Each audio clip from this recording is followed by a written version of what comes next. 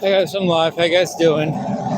So, let me know if you guys can hear this. I did Google, can I sue someone for having my YouTube channel muted, and I posted the results on my YouTube posts and on TikTok. So there's that.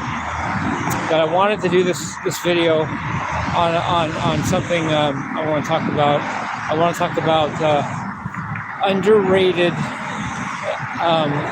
guitar players from the 80s. You might call them B-rated guitarists that maybe should have been higher rated.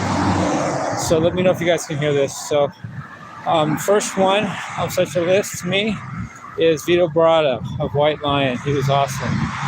He was really great and reminded me a lot of Eddie Van Halen, in fact, you know. Second is George Lynch. I don't talk about him much, but he was really good from Dokken.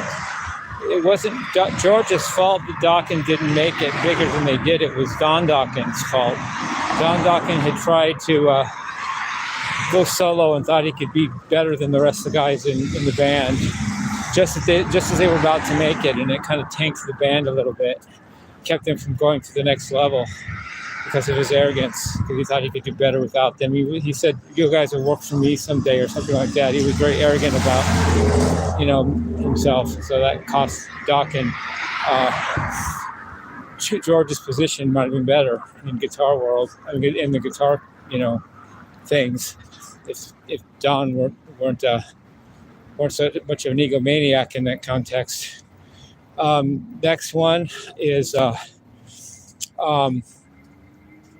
Akira Takasaki from Loudness, Japanese band.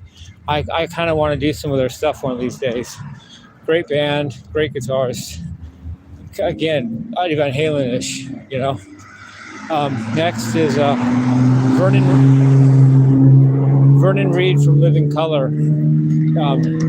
He was great, you know. He didn't get all the status he probably maybe should have either. He was a very great guitarist. Or is great, but whatever. Living Colour, great band.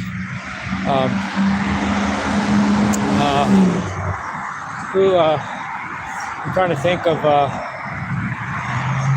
anyway. So next on the list I would say is probably Carlos Cavazo of Quiet Riot.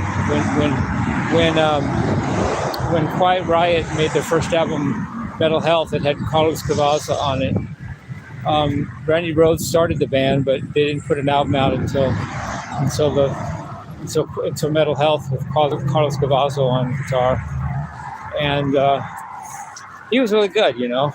In fact, Metal Health was a debut #1 album, which is very rare, not easy to do, to make your first album go #1 for the year.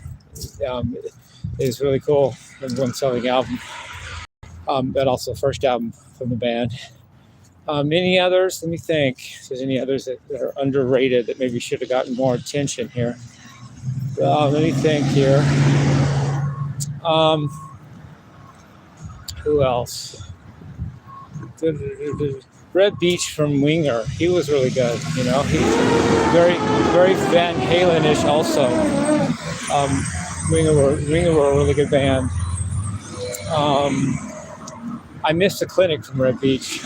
He did a clinic at this guitar store that I grew up at, and in the summer of, one of the clinics he did in like in the late 80s. He did a clinic at the store, and I missed it. I just happened to not be there, and therefore missed it. Any others? Well, I'm thinking of this. Let me think.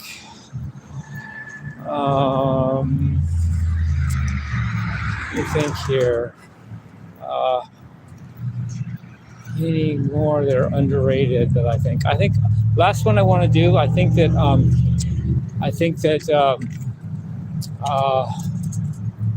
what's his name?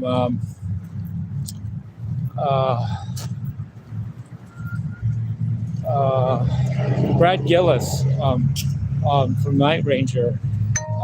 Actually, he toured with Ozzy after Randy died. That would be a really hard gig to pull off, and to a big responsibility on him. And he did it really well. He did it really good. Plus, he was a Night Ranger. So Really good guitarists. So love you guys. Peace, love, and rock and roll.